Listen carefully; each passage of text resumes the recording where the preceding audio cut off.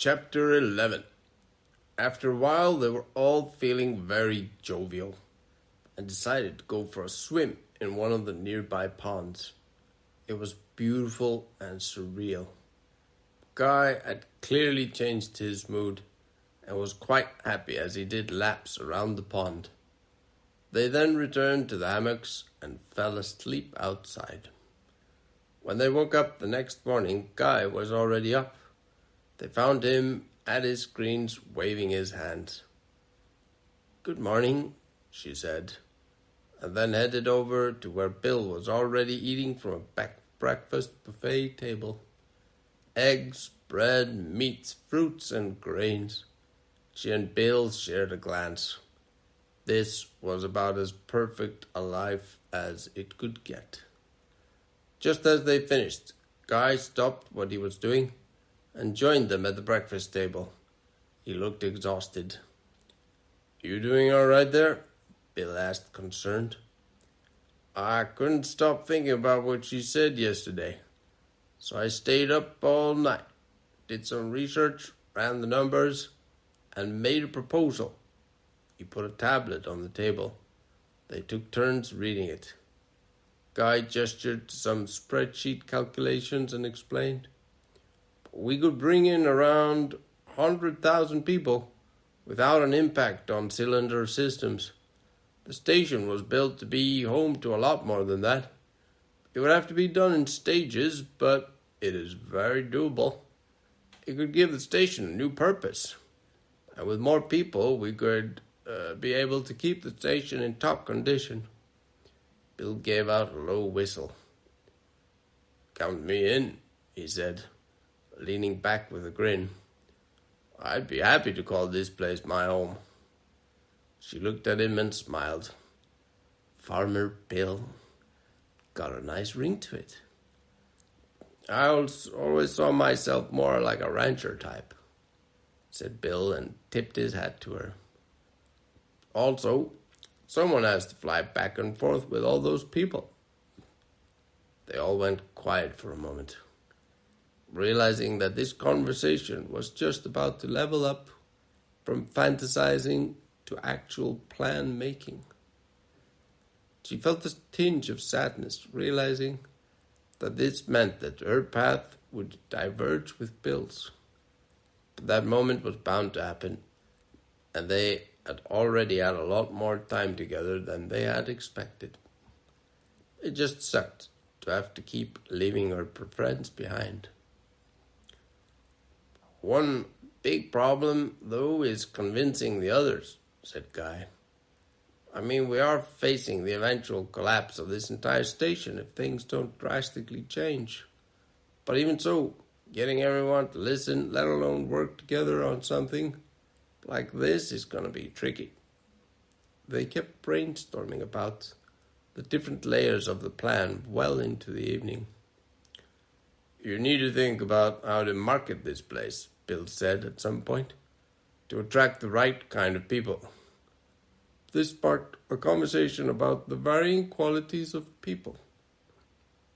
How they could assume that the people who came here would treat the place with respect and not ruin it. Bill got really vocal during this conversation, not painting a kind image of the people he knew back on Earth. And on the moon, she half worried that he would talk Guy out of the whole idea. But he seemed fully committed. Still, she was relieved when Bill left to relieve himself behind a tree, a little way off. She decided that this would be the perfect time to bring out Beth's mind-expanding delicacies. She got out the bag and spread out the diverse, colorful selection on the table. When Guy saw them, he went wide-eyed, looking at her, and then back at the table in seeming disbelief. "Wait, what? I mean, how? I mean, where did these come from?" Guy said, clearly very surprised. He seemed to recognize the treats as he was very excited by them. "My friend on Earth makes and sells them. She gave me these for helping her out when I lived with her for a while," she explained, and threw him one of the packages. He grabbed it with both hands, turning it over to read the label like he was greeting an old friend. I had a small stock of this decades ago. Traded a box of my best spirits for it. It was totally worth it, I'll tell you. She smiled and nodded towards the bag of treats at the table. Maybe I can trade this for a ride out towards the asteroid belt. This brought him out of his trance. What? Why would you want to go there? He asked. I need to get to Saturn, she said without further explanation. He laughed. You're one strange cat, you know that? He said, half assuming that she was joking. But sure, I'll look into that for you. Not many passages in or out of here, but there might be something from down on the planet. Bill returned and saw Beth's treats on the table and said, "Ooh, don't mind if I do," and picked up one of the packets. The rest of the evening was blurred into a wandering, meandering communion within the space haven. They walked barefoot on the soft moss, marveled at the enveloping biology, lay on their backs beneath the curved sky, watching imaginary reflections of themselves far above. They hashed out a plan to bring together the other caretakers, promising a good surprise to lure the otherwise secluded introverts into this social gathering. Guy contacted them one by one, promising them every favor to get them to agree to attend, which they did. The day came. She took charge of setting the tables so that everyone could see everyone else.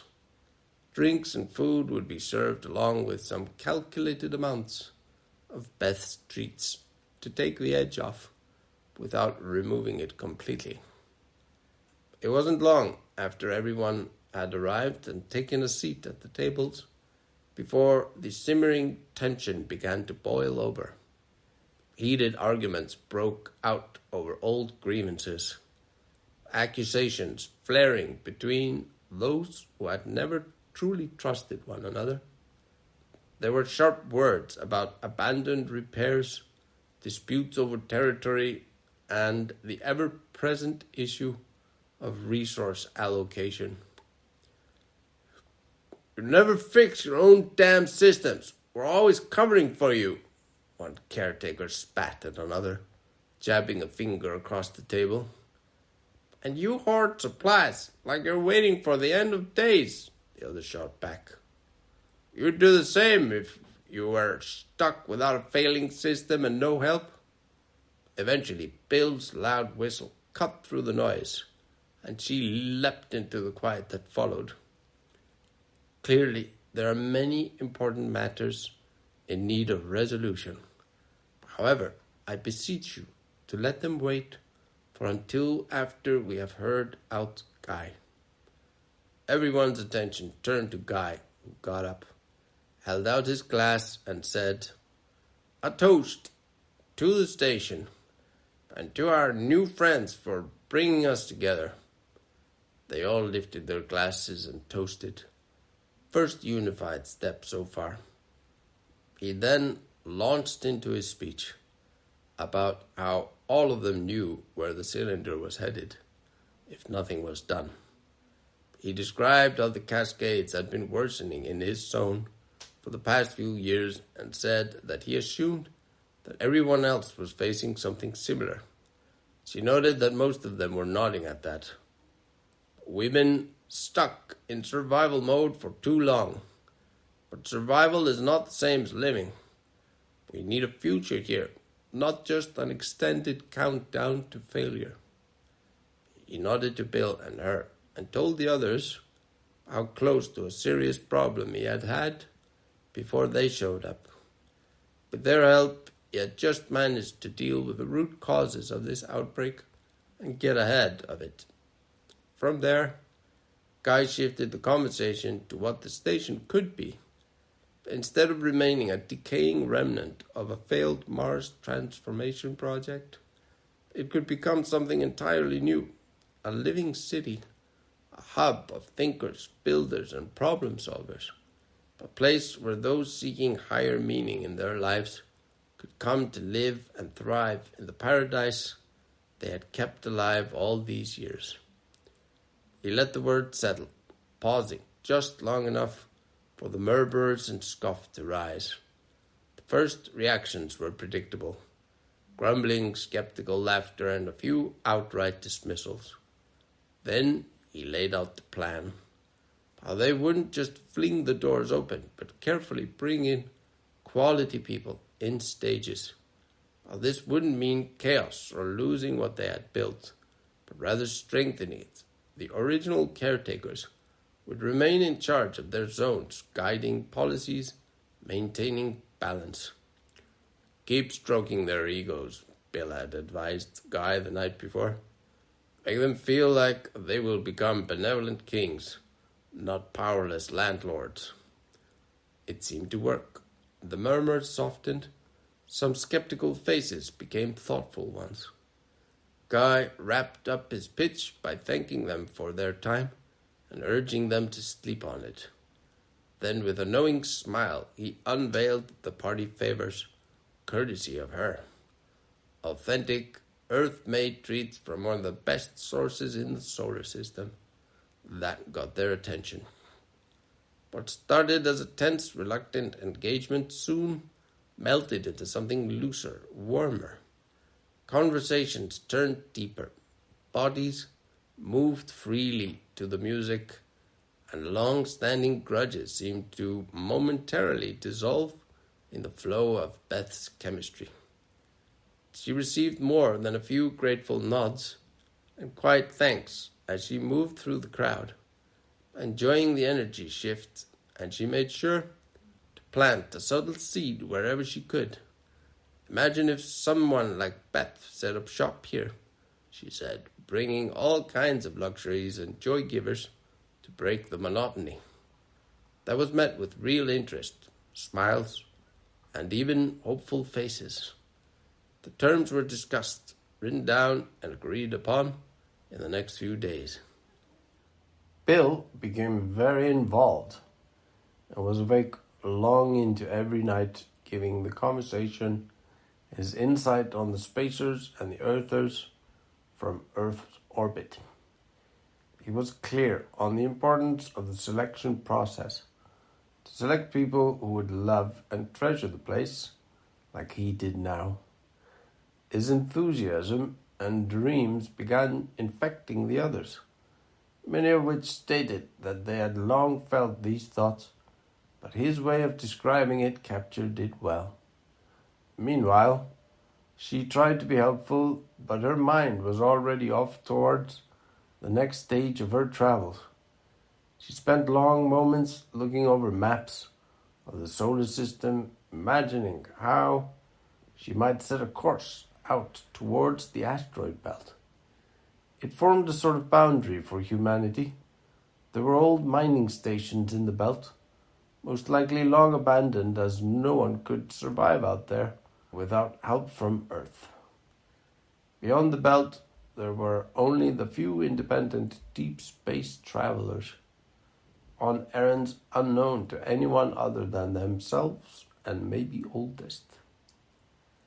She put her reading aside and walked out to find the others. Bill and Guy were sitting and having a celebratory drink with some of the other caretakers. Bill turned to her and nodded at a soft, rounded-looking person wearing a multicolored knitted hat sitting next to him. They just told me about a station down on the planet where there is a science community, which they know used to be where the missions to the belt were run from, said Bill. A remainder from the terraforming initiative and the construction of the station, said they cheerfully. I would say that it's your best bet at finding a way to the belt. She grinned her thanks to Bill, who met her grace with a saddened smile. Their imminent separation weighed on them both. "How can I get down there?" she asked them. Guy answered instead, "We're going to give you a lift." "We?" she asked. Bill leaned towards her and said, "I've promised to fly the station's new emissary out towards Luna, and from there to Earth, to start talks on this new exodus." Guy beamed at the word emissary. "Wow," she said, a bit taken aback. "That was quick." "Yes, would have thought," said Guy, beaming. They all agreed that this was the only way. We are not getting any younger, and the job's not getting any easier. So, as the opportunity is here, best to jump right on it. She nodded, seeing in his smile a recognition of her part in all of this. Bill sat back, watching her, his smile trying to hide the sadness behind it. She was sad too, and yet everyone was getting what they wanted. Bittersweet. Guy was oblivious to the sad, unspoken communication between her and Bill. "Before we skip orbits, we will float you down to Mars. I suggest we send down a capsule with a message ahead of us, letting them know about our arrival." "What about your zone, the Cascades?" she asked. "Well, once the idea of me going to Earth caught a wave, my neighbors volunteered to cover my space between them. I was super touched. Them agreeing to work together sets a good precedent for the future.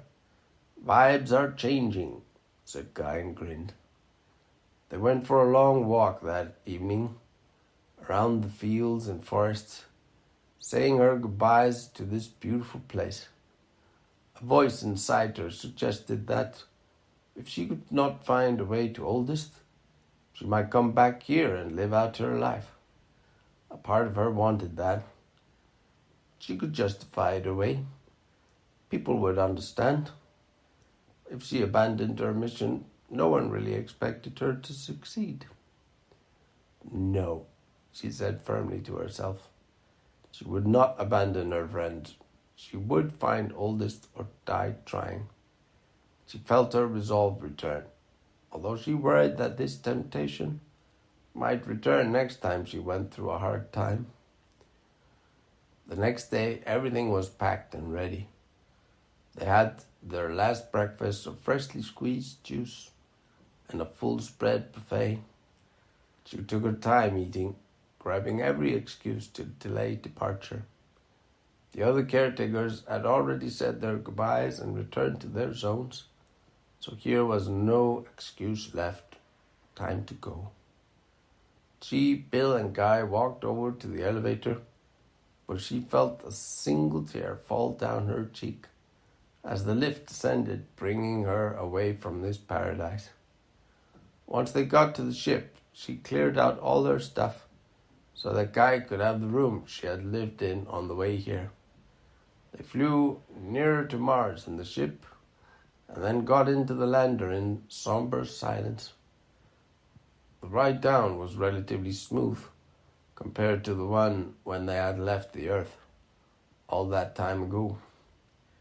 She had made it to Mars and had a solid clue on how to get to the asteroid belt. Every move a step into uncertainty. Now when the doubting voice snaked into her head, "You're never gonna make it. It's impossible. You're not good enough," she would just answer, "I made it to Mars." That seemed to shut up the voice of doubt. They landed a short walk away from the town. Bill and Guy were ready to accompany her, but she was adamant. They needed to take off once she was far enough away. She wanted the town's residents to see her as fully committed with no way out.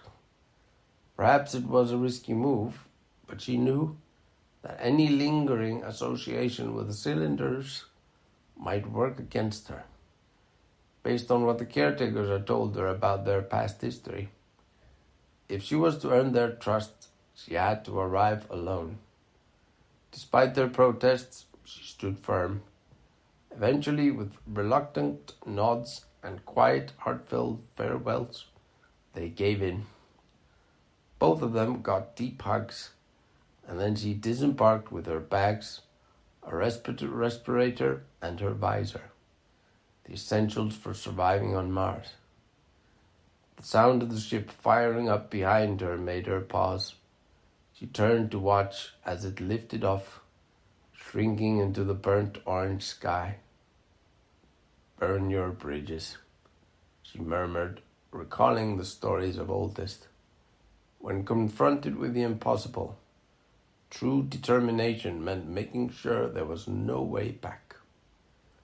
She exhaled slowly, turned forward, and took her first step towards whatever lay ahead.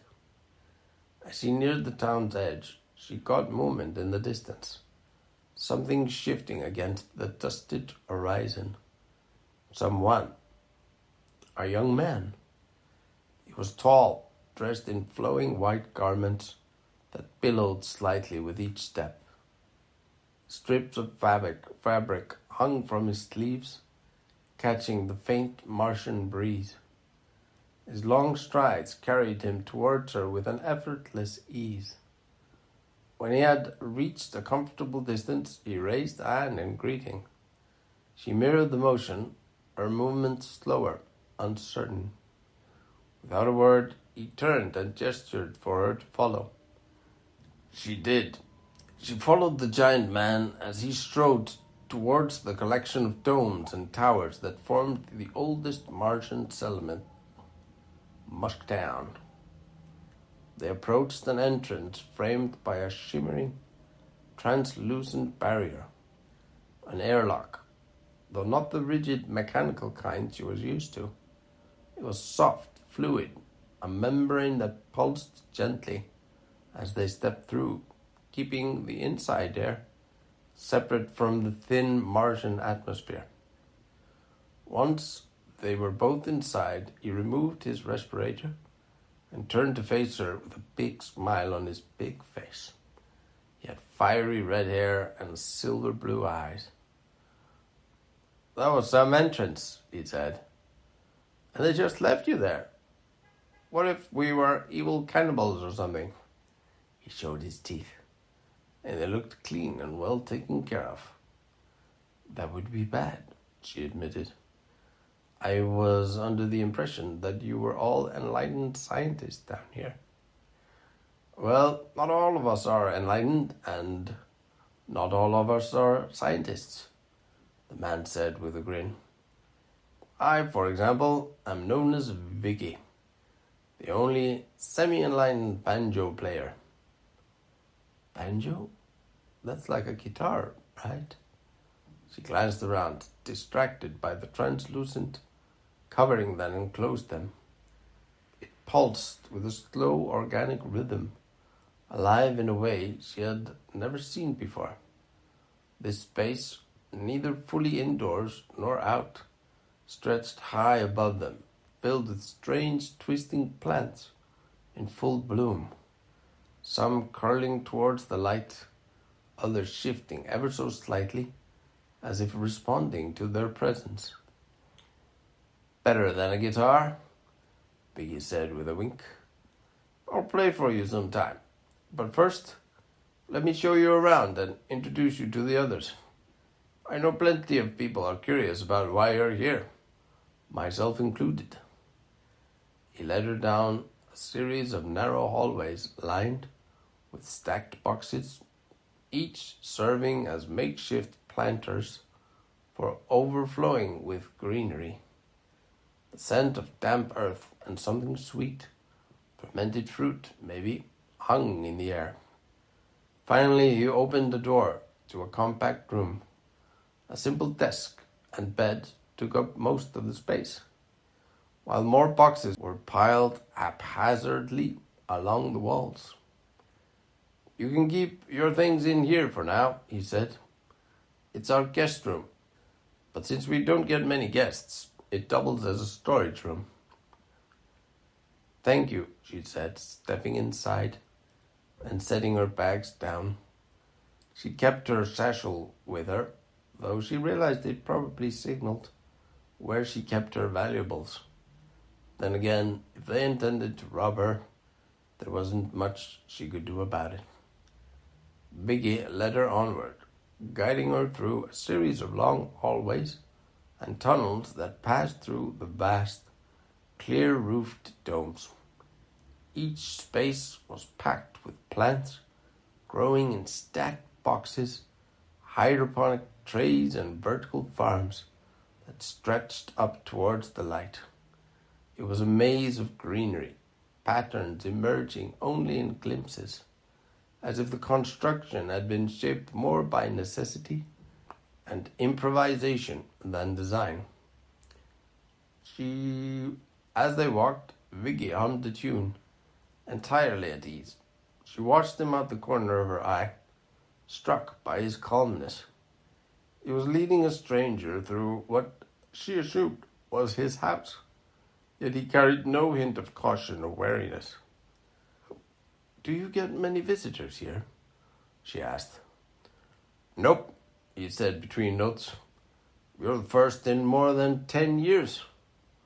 They entered a large circular domed space. Towards one edge stood a stage and rows of seats fanned out from the center. A quick count put the capacity at around 300, maybe more depending on the arrangement. "How many people live here?" she asked as he walked over to a cabinet, pulling out 2 cups. "Around 280 right now," he said, filling them from a thin tube embedded into the wall. He handed her one, and she took a sip. The water was crisp and clean, far better than the ration she had been drinking on the ship. "There are plenty of towns like this, scattered around the equator. I don't know the exact number, but last I heard, Mars is home to about 40,000 people these days." He paused, smirking, as he raised his cup in her direction. 40,001 with you." She huffed a quiet laugh and took another sip. Just then, a slide door opened, and 3 figures walked in. Like Vicky, they were also dressed in white, although one of them had on grayish-yellow, dirt-stained clothes. They spotted her and Vicky, and one of them, a woman with curly hair, raised her hand and walked over. "Our visitor has arrived, I see." "Hello, I am the town director, Linda. And these 2 are my husbands." She pointed to the 2 men. "Pleased to meet you. Thank you for inviting me into your home," she said, and gave a little respectful bow. "So, young miss, to what do we owe the pleasure of your visit?" said the man in the clean whites. He sounded very refined in his speech, and he carried himself gracefully with the posture of a dancer, while the other man in the dirt-stained clothes hunched over slightly and seemed somehow cruder. Both of them gave the impression of intelligence and confidence. However, the woman, Linda, was something else. Her eyes seemed to penetrate right to the core, as if she knew the intimate secrets of the universe.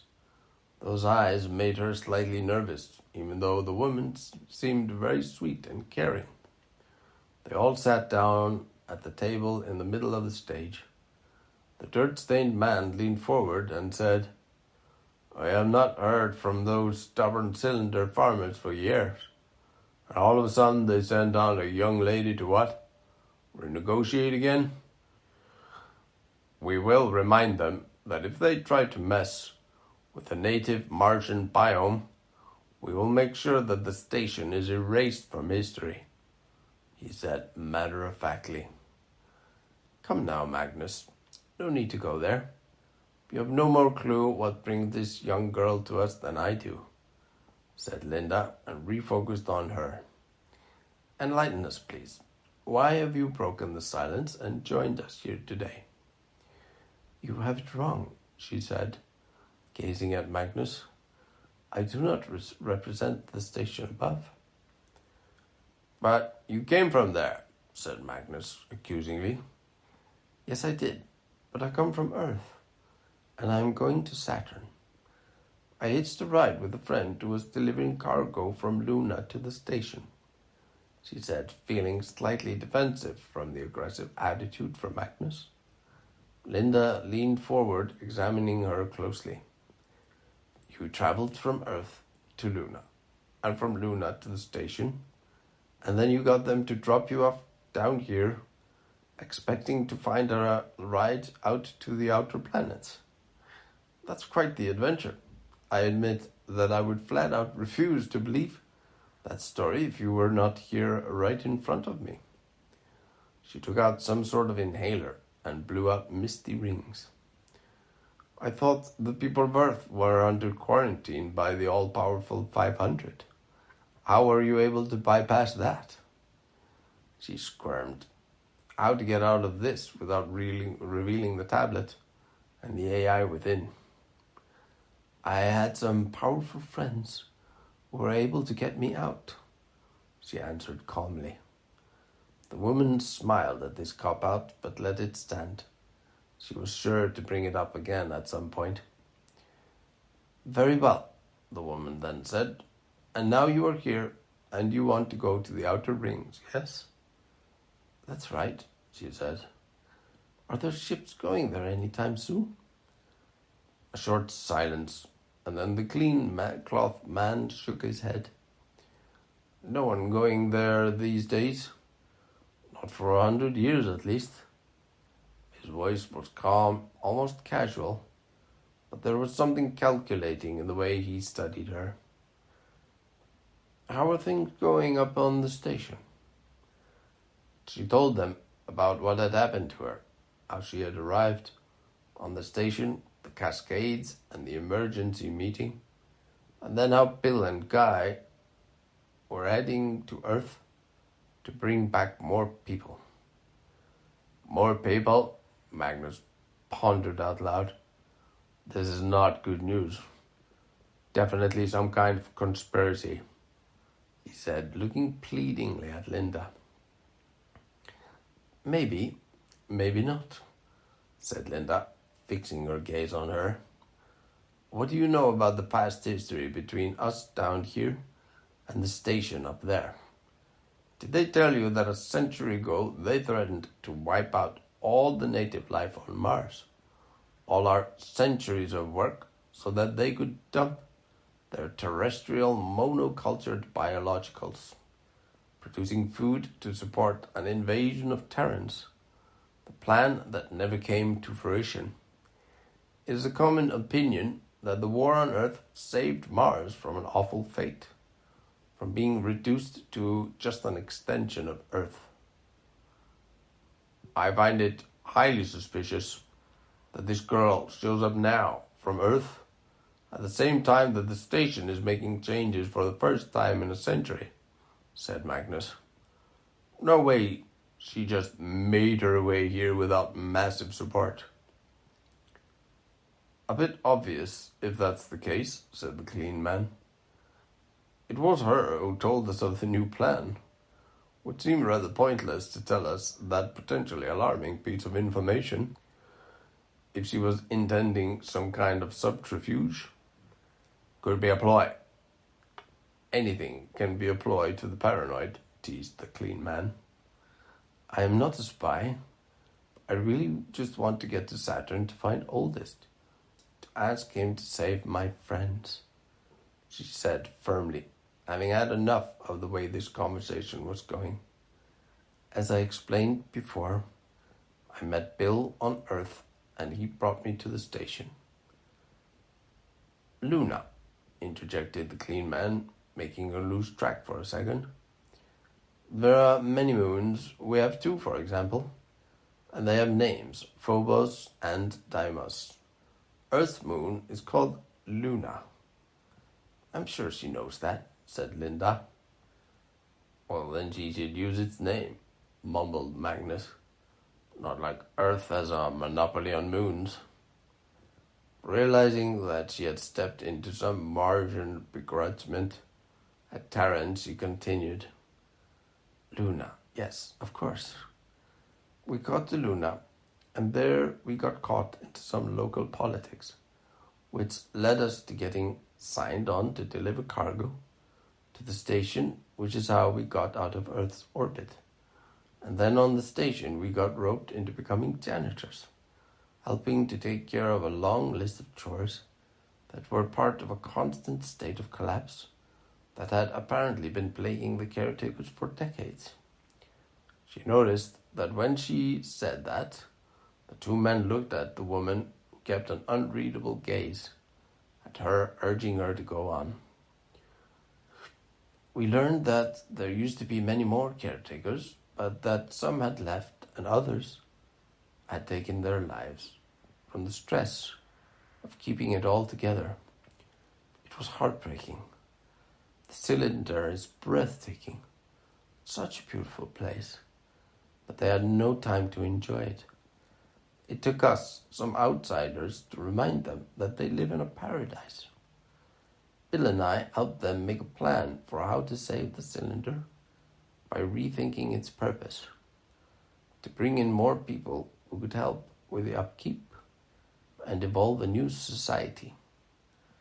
Bill and Guy, the caretaker we first met, are now on their way to Earth with a mandate to find the right type of people who will want to live in and care for this wonder in orbit around your planet. She let her words settle, taking in their responses. The woman sat still and gave nothing away, while the two men fidgeted and clearly wanted to discuss what she had just told them. But they seemed to hold back, waiting for Linda to make the first move.